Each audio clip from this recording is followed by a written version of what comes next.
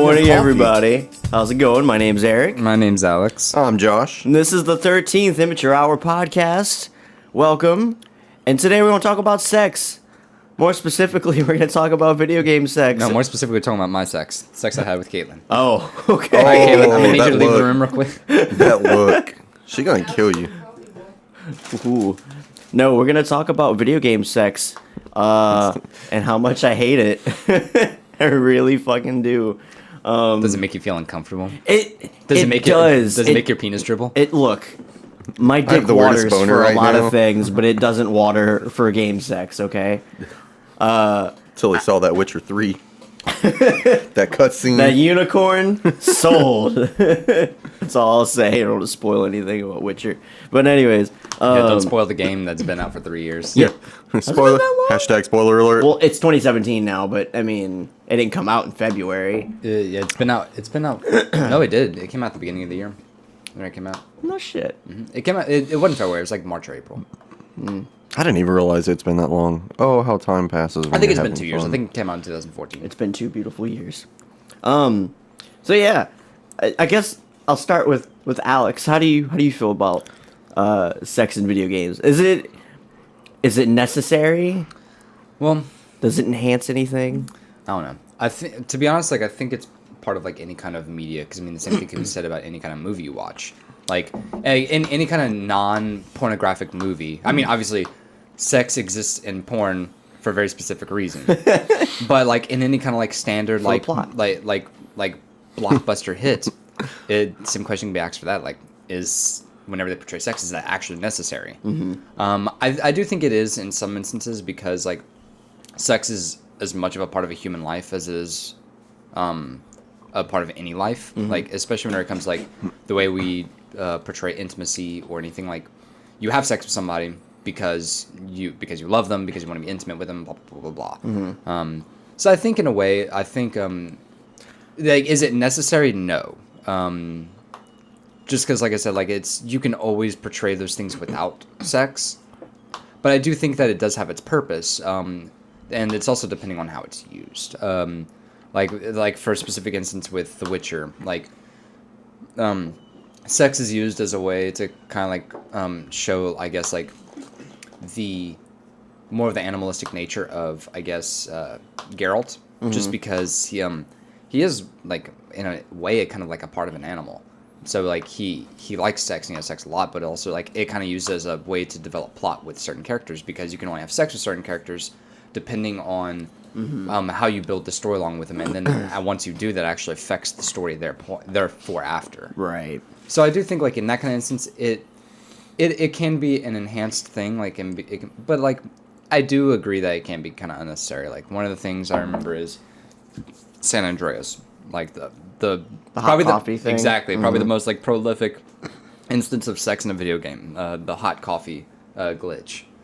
And Yeah, I guess we should like explain that in case people God. don't know what it is. yeah, so basically in San Andreas, it was one of the first instances of a game that was rated M to have actual sex in the game, and you could take this girl up to your apartment for some quote unquote hot coffee, and then you just bang her. They made like a mini game out of it and everything. It was, See, I like if speaking of minigames, if we're going to talk about unnecessary sex in a game, I think that God of War is an example. I was about to say God of War. Of like God of War makes it like almost comedic though.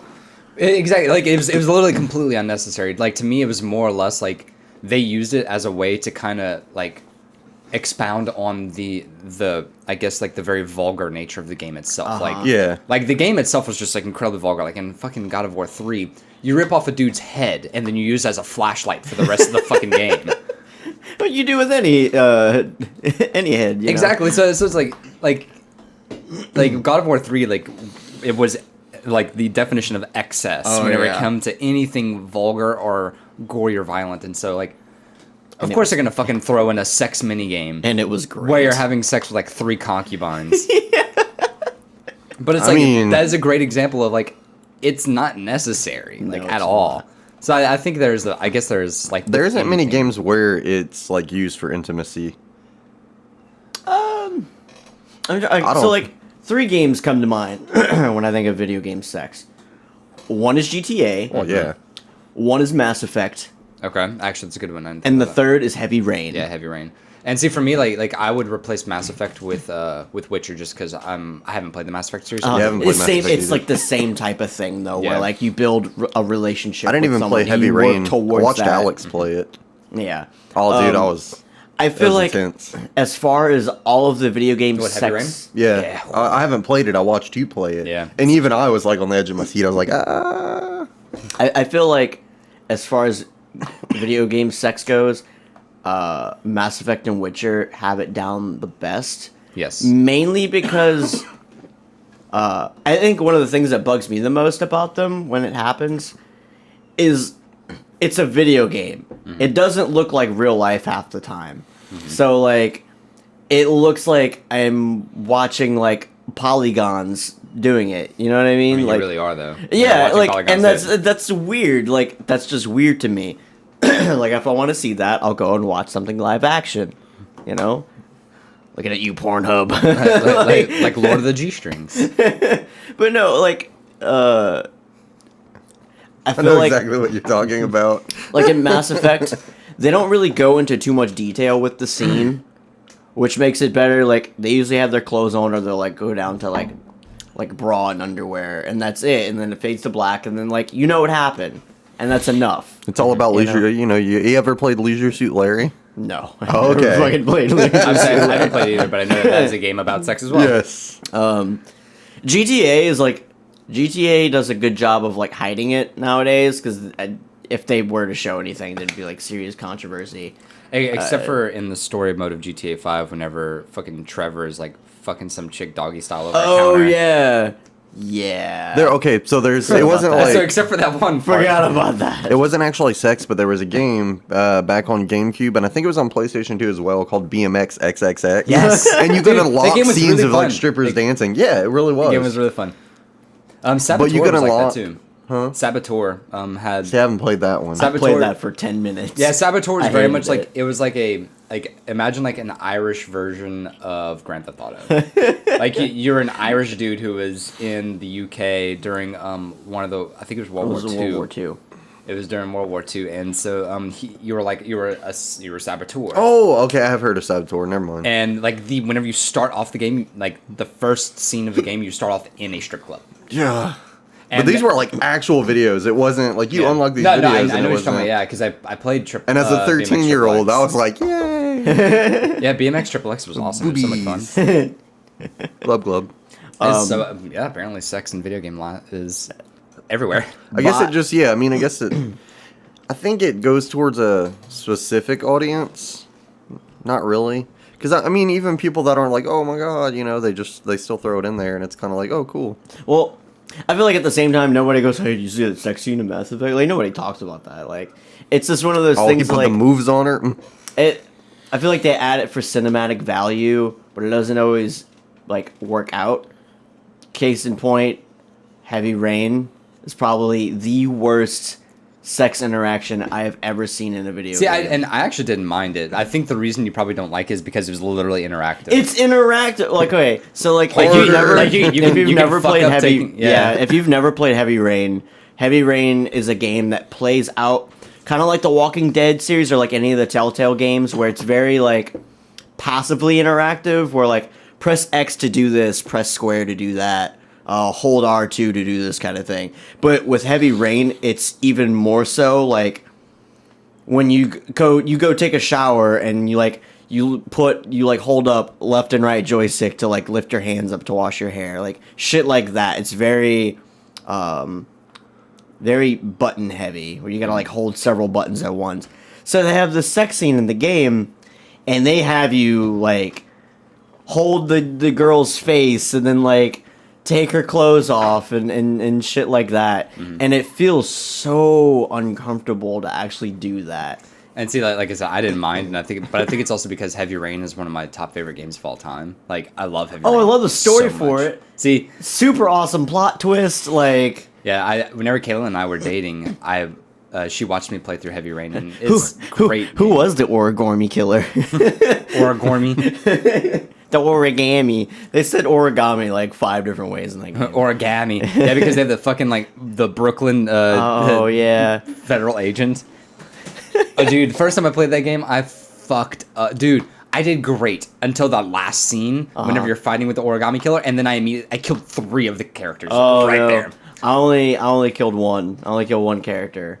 Like not to spoil anything. The one you're supposed to kill. The one you're supposed to kill. Yeah. The first time I played through, I got it to the end, and it was like the part when you're fighting on the conveyor belt, and I missed the button combination to block the sledgehammer attack with the TV, and he hits my feral agent in the head with the sledgehammer, and then he goes into the fucking grinder. Oh no! And then I wrecked the motorcycle with Madison. Whenever you have to like ride the motorcycle past the cops to get to Ethan. And I wrecked the motorcycle, so she got arrested. So Madison couldn't go and protect Ethan from getting shot by the sniper. Oh my god! So Ethan got shot by the sniper.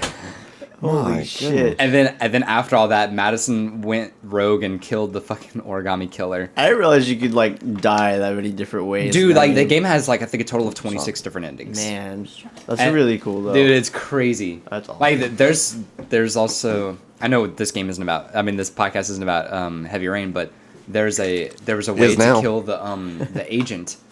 Because he has that drug addiction. Oh yeah. You can choose to do because you can choose if he does the drugs or not. But the problem is that the last time he does it near the end, you can't choose that. So if you've done the drugs too many times before that, he'll overdose that last time and die. That's crazy. Yeah. No, one thing I thought was interesting is like the last scene with that guy. If you like wear those goggles too long, like you can actually like Yeah, he starts like seeing everything in real life. That was a good game. Anyway, yeah, it was a good game. So sex. It just had a moment. Yeah, like I don't know. Like I'm trying to figure out like if Mass Effect didn't have the sex scenes in it, would it affect how I felt about my relationship with the characters that I build? I couldn't say. Yeah. Like cuz what I liked more about Mass Effect relationship building is the dialogue that you have, not so much like the outcome or whatever. Like I liked I feel like I was getting attached to those characters. And I think, Josh, what the fuck's wrong with you? What? I'm just being completely Times normal like this, over here. I wish we had video. One day we will. But yeah, like, I like the fact that, like, I get closer with those characters. And, like, even the ones that you don't have any sexual interactions with. Like, fucking Garrus Vakarian is my homie. Love that dude. I think games where it's important to build a relationship with the character, I think it works. But I think for games where they're just doing it to do it, or it's just like thrown in there just cause, I think it's kind of unnecessary. And then there's games like Hunipop. What is Hunipop's that graphic or not? I'm sorry, the interactive novel or whatever. Kind of. Did you watch the full playthrough of it, Caitlin? Okay.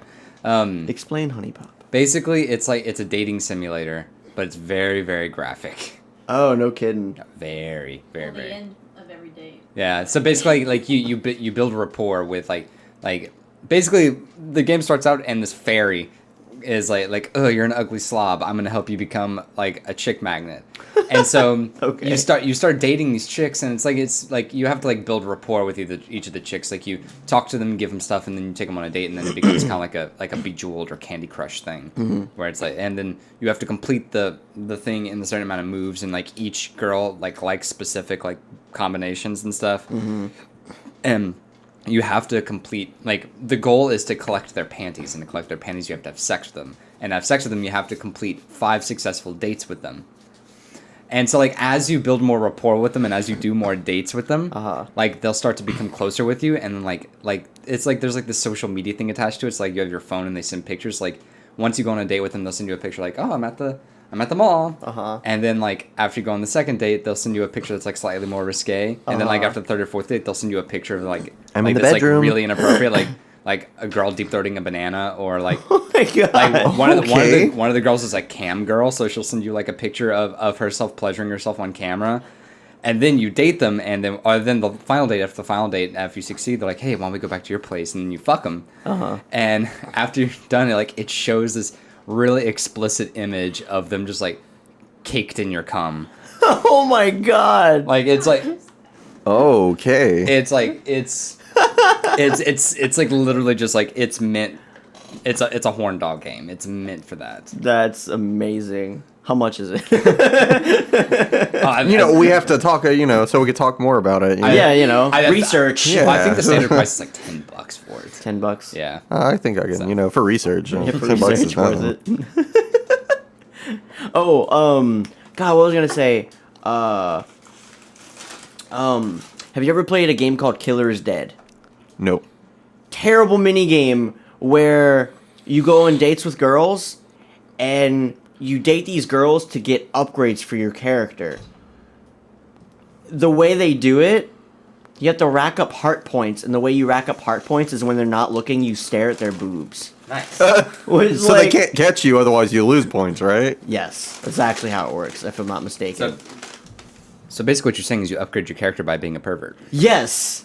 And I hated that. Like, that was literally the first time where I played a game with, like, some kind of sexual thing like that, and I had to stop. I actually stopped playing Killer is Dead, because I was like... Cringeworthy? It felt really, like...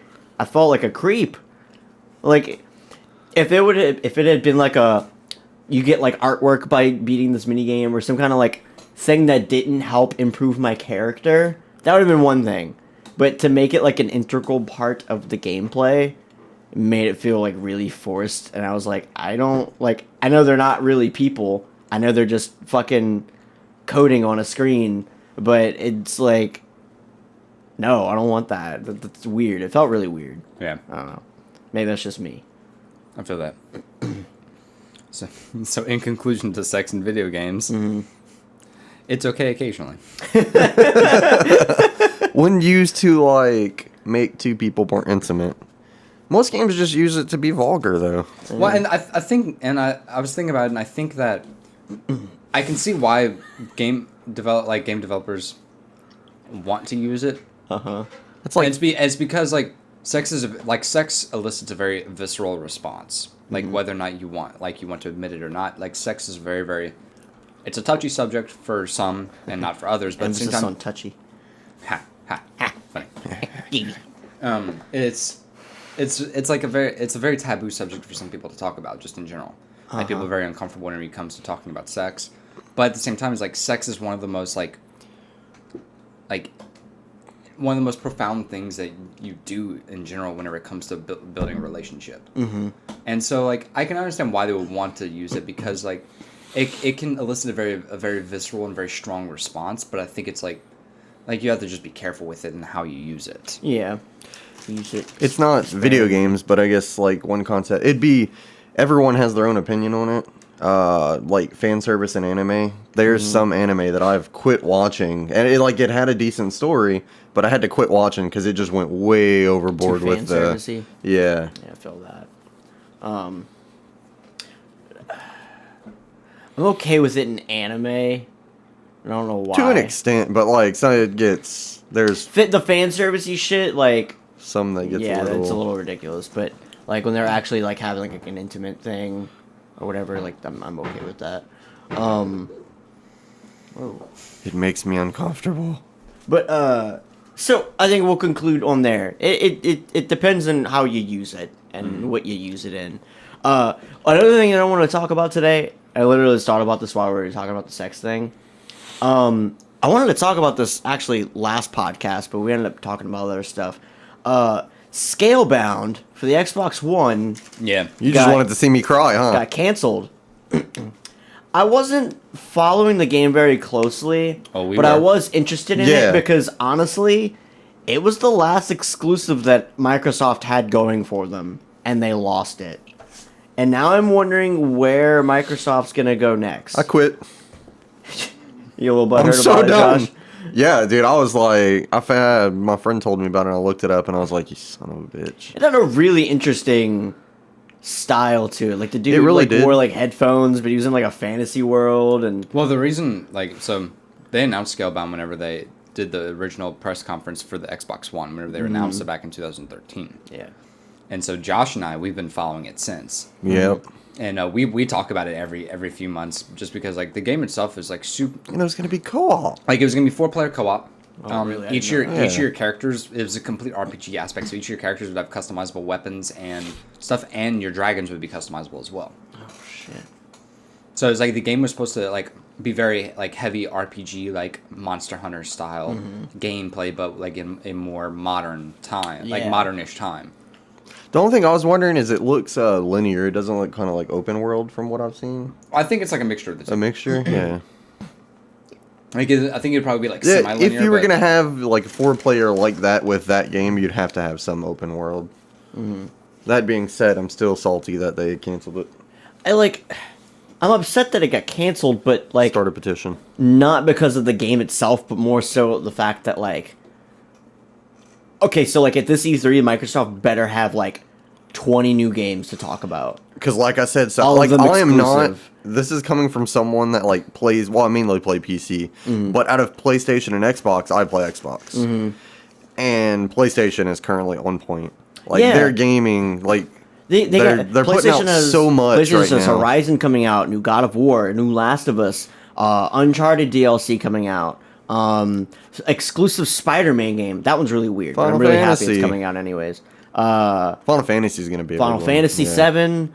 Final Fantasy 7 isn't going to be. Oh, it's not? No. Oh, it's What- not. Okay, No. Some Yes. Final Fantasy though is right. No. Final Fantasy No, isn't doing 15's for exclusive, no. both. Okay. Final Fantasy 7 I think is going to be a timed exclusive, but it's not completely Okay. exclusive. Oh yeah. But still, like they have a lot of games coming out soon, and in the near future. and then Digimon. Digimon, Everyone apparently. liked the. I don't think you're the only person that cares about that. You were talking about it in the car. I talked to and I was some like, other all people, and they enjoyed it, and they're coming out with another one. It's like a turn-based Digimon game. I want to Yeah, play I'm it. really not interested then.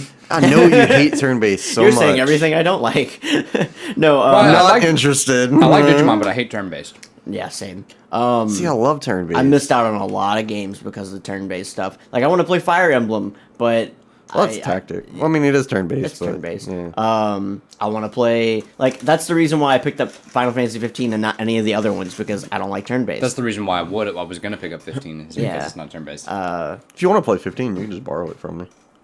But I'm like, okay, so what is Microsoft gonna do? Literally, all they have right now is backwards compatibility. All of the games that came out that were gonna be exclusive have come out, and honestly, most of them were kind of mediocre. I haven't beaten Gears 4 yet, but I'm gonna be honest.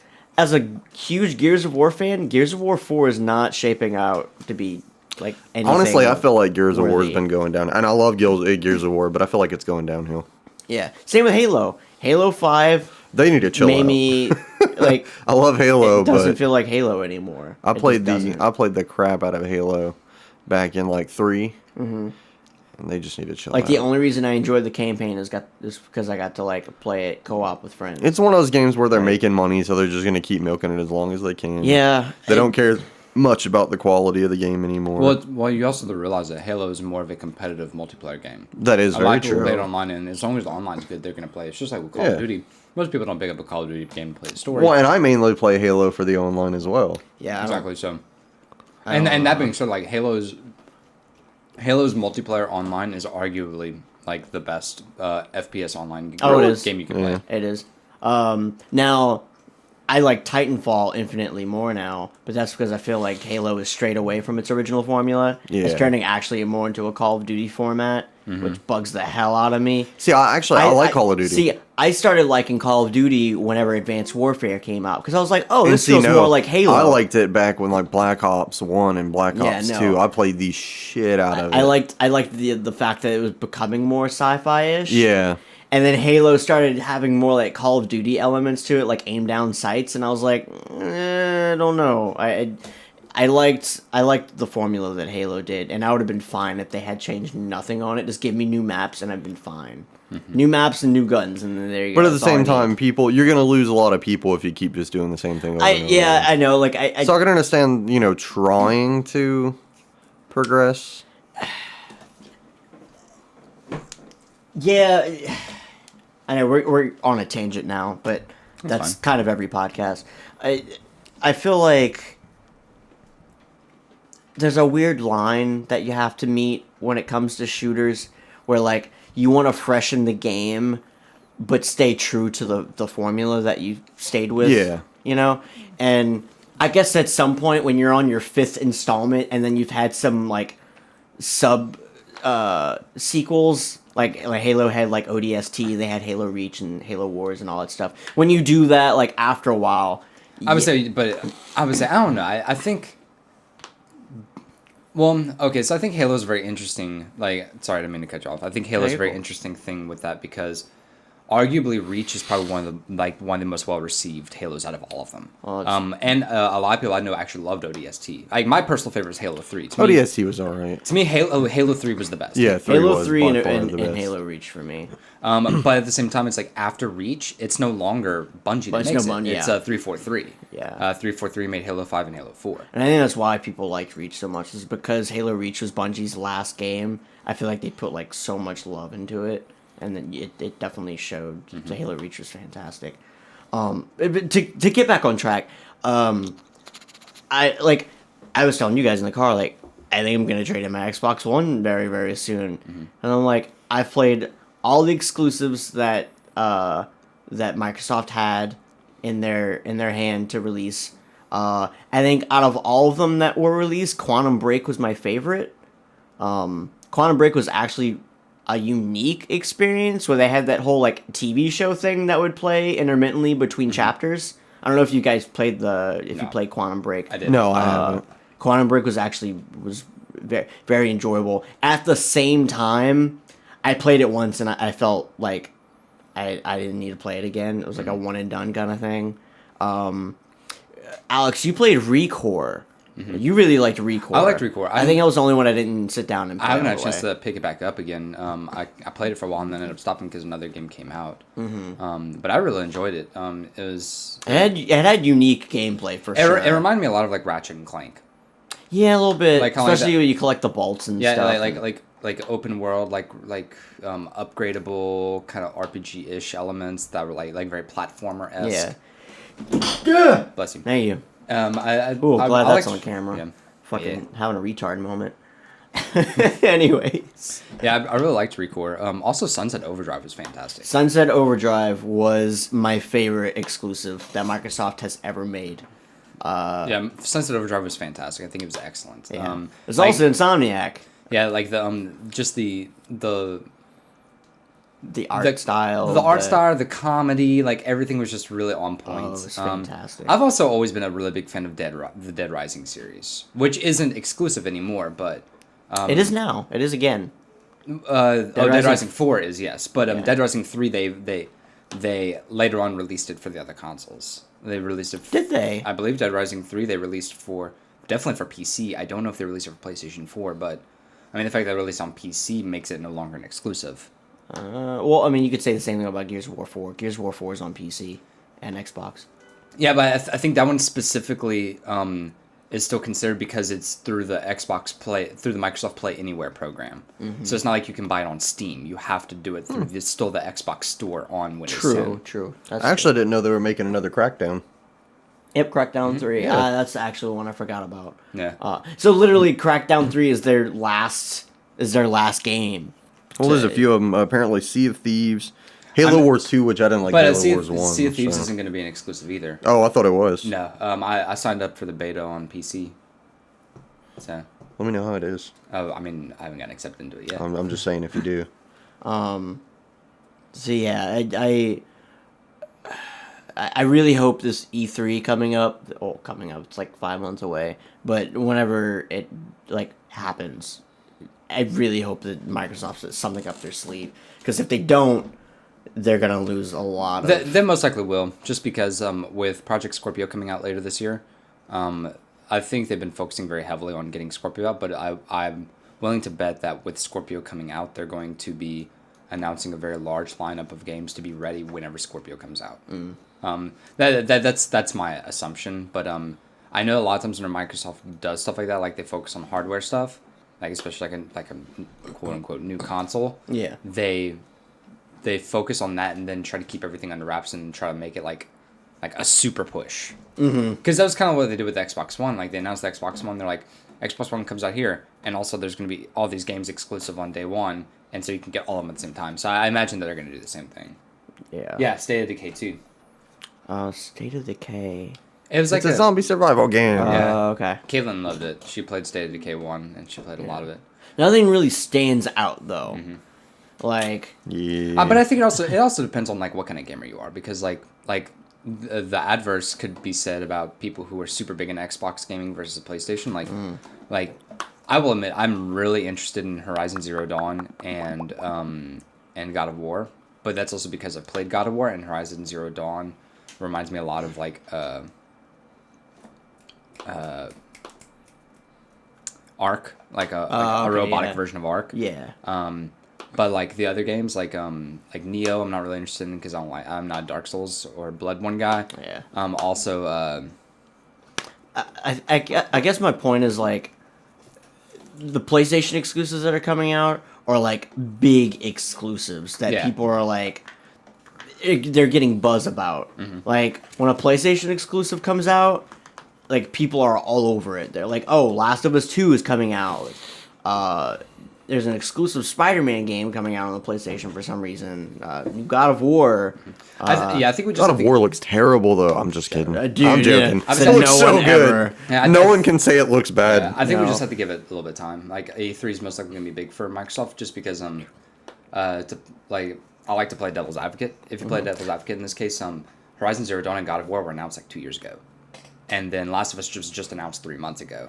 True. So other than those, like I guess 3 exclusives, PlayStation hasn't really announced or done anything with any new games like in quite a while. The only one that's relatively new-ish, that's not like super new, would be the DLC for Uncharted. Yeah. Which they announced like 6 or 8 months ago. They announced at the same time that they announced God of War. Not God of War. Last of Us 2. It was that same conference. Okay, yeah. So that must have been like 4 months ago. Yeah, That was like a couple months October. ago. Yeah. So I mean, with those, they were just announced. But when is Last of Us coming out? Is it coming out this year? No date on the Last of Us. And I guess that's the other thing. Is like a lot of times, Sony, they'll announce these crazy awesome exclusives, but they will be in production forever. I mean, look. True. Look at No Man's Sky, because No Man's Sky was in production for like 3.5 years. But we after weren't they talking announced about that anymore. Well, it's just an example, because I think that. An example of It's not always to the get too example. hyped. Well, I think that's kind of the difference between Microsoft and Sony. Sony, they would rather they talk about games really early in development, but then you have to wait a lot longer for them. Versus Microsoft, where they will be silent and then they'll announce a game, and then like 6 months later it's out. True. Unless it's Scalebound. Then they wait a couple years and But tell that's you not it's canceled. Microsoft's fault. That's the Yeah, actual true. the small development team that's Yeah. working on it. Yeah. We're gonna fight them. So, Yeah, so I think that's kind of like where the difference between the two is. Like as of right now, Sony has a lot of exclusives announced, but none of them really have release dates other than Horizon Zero Dawn comes out, I think, this coming week. Other than that, like they don't have release dates no, God of War comes out this year, but God of War was announced like 2 years ago. true. So I think that's kind of like the difference. Like I think it's like almost like a pick your poison kind of battle. I think. Like to be honest, I think it's only a matter of time before like exclusives won't exist anymore. I'm waiting for that to happen too, because I think the whole exclusive thing is stupid. I'm also very curious because it seems like that Sony and Microsoft are starting to pick up on a very similar marketing plan, in that I foresee console generations going away. And they're going to be replaced with just upgraded versions of the consoles. Yeah, because I we've have already a seen feeling it that's with gonna happen. we've already seen it with the PlayStation Pro, and the Scorpio, which I don't necessarily think it's a bad thing, because if they just work on upgrading consoles, it's going to be an easier transition from generation to generation. So it'll actually be easier for them to carry over previous generation stuff into the current generation stuff. Yeah. And it won't leave that like hard part line like that happened between the PlayStation 3 and 4 and the Xbox 360 and 1. Yeah. So I think that might be a good idea. The only thing is like you'll be spending more money every 3 years. Yeah. Well, welcome to PC gaming. Time to upgrade. I was going to say I've been very lucky. I spent quite a bit of money on my computer, and I upgraded it once just because I wanted to. But I used it as an excuse for when I built my second computer right here. but I haven't had to upgrade it, and I built it in 2013. So Man, I've been having my computer for like 4 years, and I still haven't had to upgrade anything. Oh, we need to upgrade your graphics card though. Yeah, but I mean, I can still play majority of the games Dude, that you can I get you a need to. 960 for like $200. Yeah, it's $200, man. You spend like $200 on like in like 2 months on food, Yeah, that is true. on fast food. But I need food. Okay, well, I don't need fast food. Let's say if you give them fast food for 2 But months, it's that's a graphics fast. card.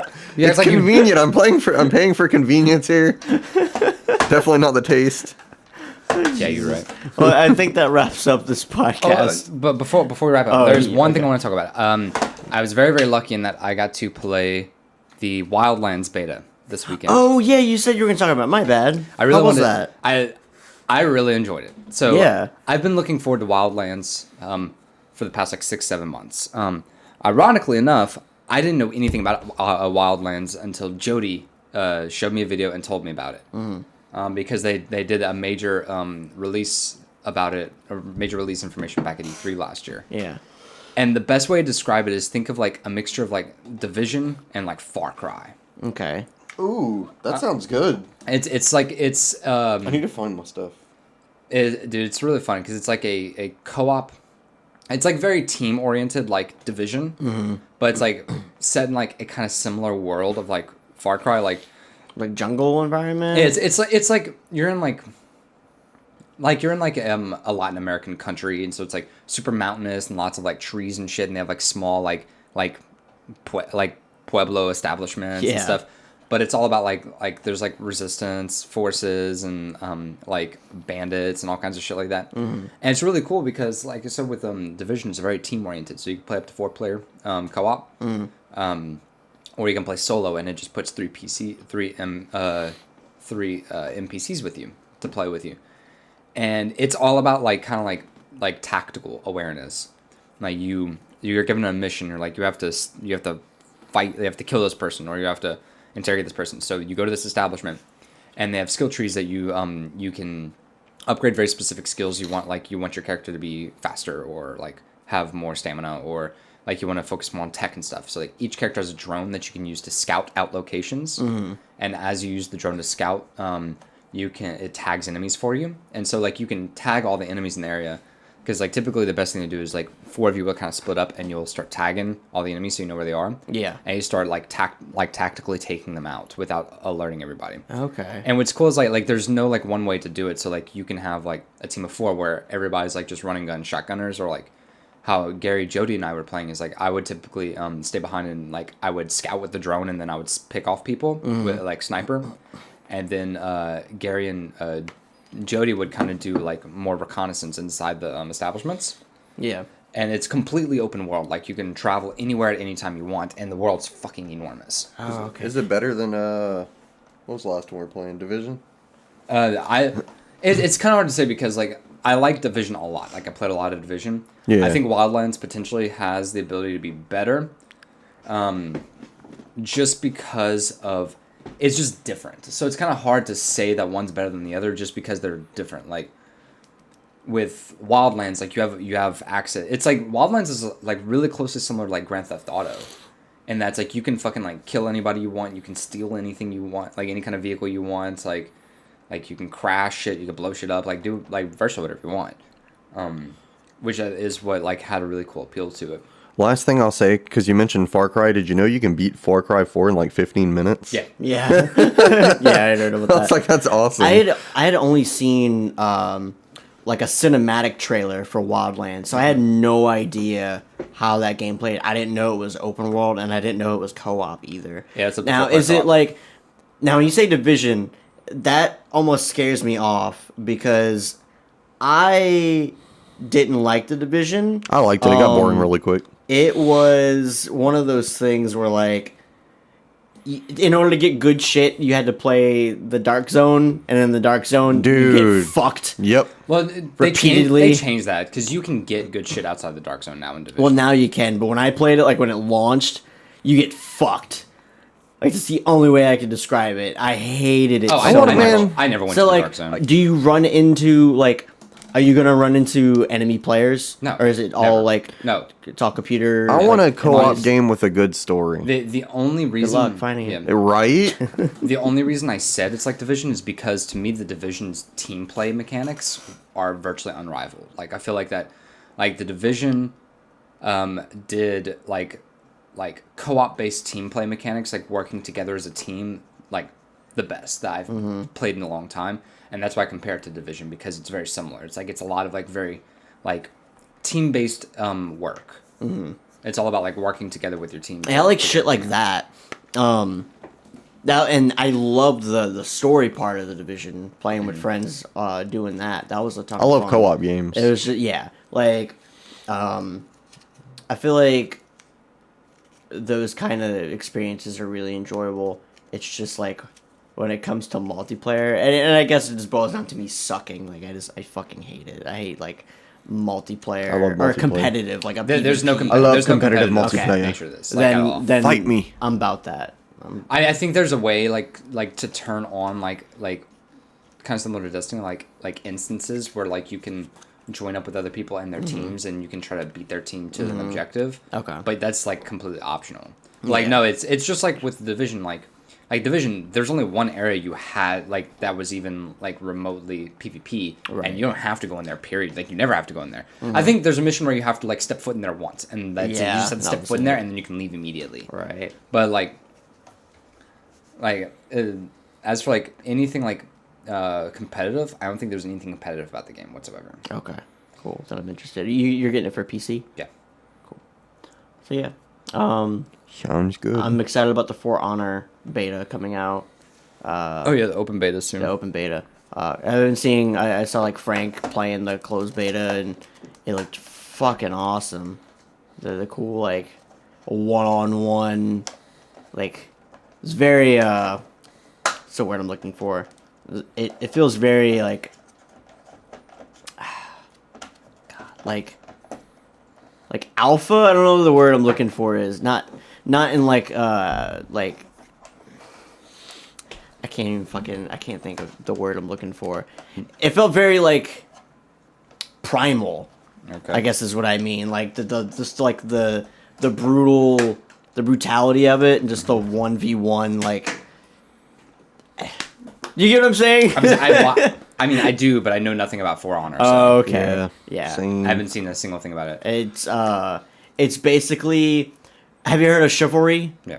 Yeah. It's like Chivalry, in third person, and there's more emphasis on like stances and stuff like that. Kind of like Neo. Neo has the stance system. It has that in it, and Bushido. there's a lot of focus on like 1v1 battles, and you can get like ganged up on if you're doing like a multiplayer battle or whatever. But like I said, like there's a lot of emphasis on duels and like trying to outsmart your opponent and shit, but like blocking in the right stance and shit like that. See, that's cool. Yeah, it's pretty cool. They have a bunch of different not races, but regions. So like there's like a samurai group. There's like I want to be a samurai. I believe they're Vikings, not Vikings. Yeah, I guess Vikings. Mongolians.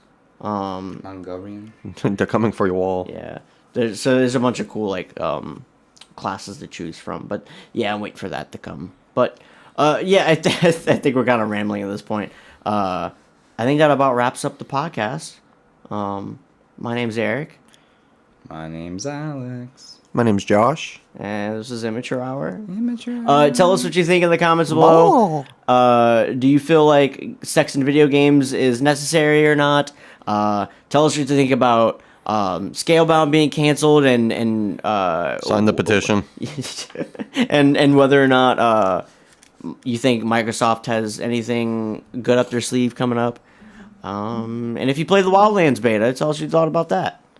It's tons of fun. I enjoyed it. Yeah. I'm excited for it. The thing that sucks about Wildlands is it comes out the week after the Switch comes out. Oh fuck! Nobody's gonna play it. I'm so upset because now I gotta. Everyone who between didn't the get two. their pre-orders in time, we're gonna play it. Well, I think the good thing for me is that I'm just going to play like Zelda a fuck ton, and then in the afternoons that I have off, Jody and I are gonna play Wildlands. So There you go. compromise. That's what a relationship's about. Yeah, dude. All right, guys. We'll catch you next Monday with some new, hopefully knowledgeable news. With the deets. Yeah, right. Later, y'all. Bye, bitches. Bye.